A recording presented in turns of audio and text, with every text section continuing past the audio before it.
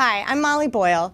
My colleague Vin Messina and I are going to explore the list of top finance and accounting priorities. We're going to highlight why these things are top priorities, why they're top of mind and important to CFOs, chief accounting officers, and controllers. We'll discuss what the risks are of not having the time to adequately focus on these areas, and most importantly, we'll highlight how technology like BlackLine's modern accounting platform enable finance and accounting teams to succeed. All right, so Vin, we spent a lot of time already talking about finance and accounting priorities, right? What's top of mind for the CFO or chief accounting officer? The interesting thing is, had we been having these conversations 5 years ago, certainly 10 or more years ago, and we had looked at this list of top priorities for the CFO and then compared that list to maybe what's top of mind for other C-suite executives, particularly the CIO or the IT function, my guess is, and I don't have the data to prove this today, but my guess is you wouldn't see a tremendous amount of overlap historically between CFO and CIO priorities. But today, if you take a look at some of those top focus areas for either of those executives, the amount of overlap is impossible to ignore. And it's actually, in my mind, pretty exciting to see. Just right off the bat, the amount of collaboration that's happening amongst C-suite executives in today's business environment is really, I think driving a lot more unity in terms of strategy and execution. Recently Accenture put out a study or did a survey of C-suite executives, and it found that I believe 86% of CFOs said that the amount of collaboration that they have with other executives is higher than historically.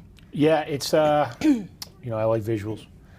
It's like a Navy SEAL team where they all work together. You can't work in silos anymore to remain competitive. And the groups that actually have a high degree of collaboration, to me, just present a unified front on a global basis. So the CFO helps the CIO. The CIO for sure helps the CFO. But ultimately, when you look at some of the overlapping things, and everybody sort of knows that I really like the talent angle, but why would a CIO not want to optimize the return they get on talent? That's kind of what the CIO's job is. Yes, you need security, you need automation, you need data analytics, you need all that stuff in place, but ultimately for the benefit of optimizing the rest of the business, particularly where people actually have to have a part. So the CIO and the CFO should be a unified front, right? If you just look at just a couple of those variables, right? Yeah, a few things that come to mind, as I've done some research on CIO priorities, and I think sometimes for accounting and finance people like you and me, it can be a little overwhelming or maybe intimidating to think about having a conversation with an IT leader. But when you think about the things that they're being asked to focus on right now, just like you and I are being asked to move away from focusing on mundane closed tasks and repetitive work, IT leaders are being asked to move away from focusing on maintenance of legacy systems, right? Or sort of ongoing updates to their IT systems, and they're being asked to focus on things like enabling remote and hybrid work, right? Another one we're thinking about in accounting and finance, right? Being able to close the books from anywhere. Totally. Being able to execute an audit from anywhere. Just in that same way, IT leadership is being asked to enable remote work for the workforce in general. Let's look at another angle here, digital transformation, right? And when we look at digital transformation, really the starting point for that is the customer engagement cycle, right? How do we digitize the experience the customer has, ordering or websites, whatever, right? So the CIO actually is ultimately wanting to spend a whole lot more time there. So let's then shift back to this idea of siloed data systems. Silos, a big, massive global infrastructure. There's all these different disconnections and connections. So the accounting team is trying to validate all this stuff. And who are they going to? The IT organization. They're trying to all figure this stuff out. So ultimately what you want to try to do is neutralize that chaos, if you will, because that chaos bleeds over into the CIO's organization, and then everybody's wasting time on this. And ultimately where you really want the CIO's organization is at that front line. Digital transformation for the benefit of the customer, not just back office stuff. And in fact, the less time you can focus on back office, the more time you can focus on the front. And I think that's a driving force for both the CIO and the CFO. Yeah, that's right. I mean, I think another thing we've talked about extensively is the fact that companies themselves are reinventing themselves right now, right? I think, again, to quote a statistic I've already mentioned, only 11% of companies said that their current economic or their current business model is viable through 2023. So CIOs and CFOs have to be collaborating and working together to be able to enable these changing and evolving business models. We've talked about M&A, whether that's enabling M&A transactions, whether that's preparing for an IPO, whether that's launching new entities, integrating new systems and data sources. All of that, the CIO is directly involved with, right? But one of the bigger ones we talked about yesterday was ERP upgrades, right? Absolutely. Can a CIO's organization, the CIO by and large governs that, can they do an ERP upgrade without the assistance of the end user community? No, and if they're bogged down doing other things, that ERP project doesn't go as well as it could.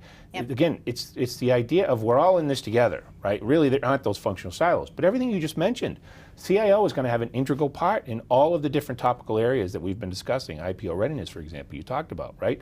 Headcount control, talent optimization, agile. Being agile. You know, the CIO is going to be a big enabler of the CFO's organization having the ability to be a little bit more nimble, right? So again, it's overlap, and in fact, I'm encouraging both folks at Blackline as well as our customers to understand that we cut across. Like, this is not just a finance perspective. This is an organizational perspective, because we're linking to things that matter to everybody, not just debits and credits. Yeah, that's right. And I think, first and foremost, the CIO is focused on managing their own costs, just like finance and accounting are focused on managing costs, and they want to make sure that their people, the IT specialists, the technology folks, are spending their time where they should be spending it. So if a CFO is asking his or her IT partner to dedicate a lot of resources to accounting and finance related changes, right, compliance related changes, maintaining systems and solutions that are required for compliance, that takes away those IT resources from doing things like improving customer experience and some of those front office things that we've talked about needing the attention of critical resources. It all comes back to critical resources again, which is, I mean, it's the theme, right? That's kind of the point of this. But yes, it has applicability. I mean, look, you can go and talk to the chief HR officer, because I've done this, and I said, are you responsible for talent in the CFO's organization? Yeah. Well, I have a story for you, right? Because why? Well, they overlap. And if it's a good team, they're all doing this for one reason, the goals and the missions of the organization. So there is a ton of overlap there.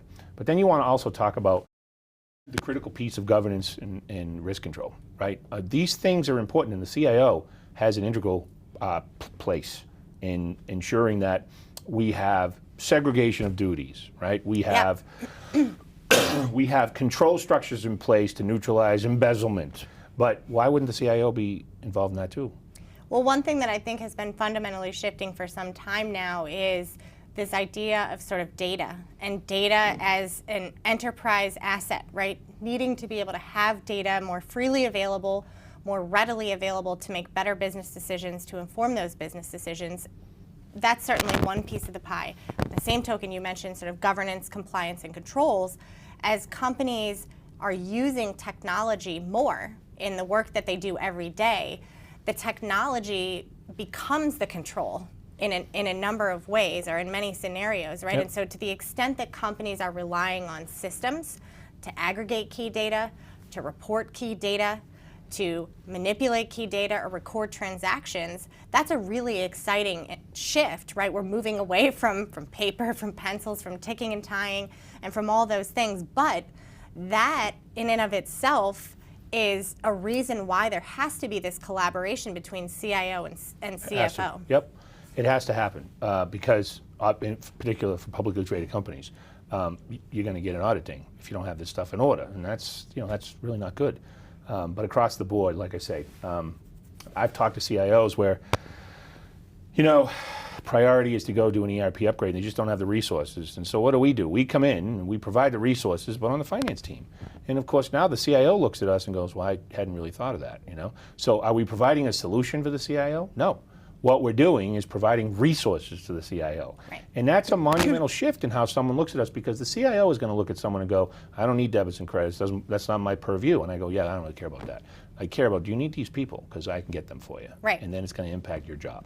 Yeah, absolutely. And I think, to wrap this up and to kind of hit on the why Blackline, why should a CIO care about Blackline, it's exactly what you just said. It's not necessarily that they should get involved in the weeds of finance and accounting, or that they need to understand the detailed processes and procedures within finance and accounting. They do need to have a general understanding to the extent that their systems are enabling these key compliance activities. Correct. Or their systems and their technology platform is part of key controls.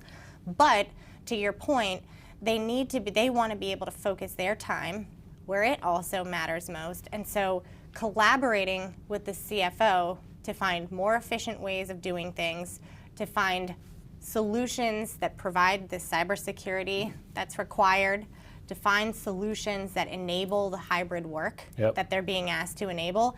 And again, we've talked a lot about talent, but that enable a better employee experience where people are engaged, where people are spending their time in the way that they should be spending their time. All of those things matter to any C-suite executive, but I think are an important part of collaboration, again, between CIO and CFO. Couldn't agree more. Well said.